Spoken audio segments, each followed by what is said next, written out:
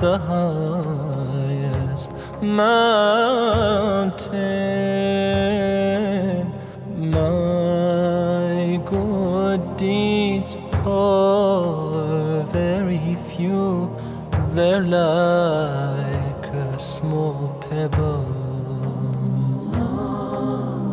I turn to you, my heart full of shame, my eyes full of tears.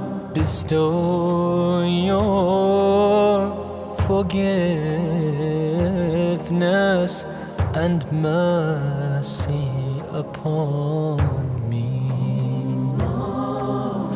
Ya Allah, send your peace and blessings on the final prophet and his family and companions and those who follow him. Sallallahu alayhi wa sallam. My eyes full of tears, bestow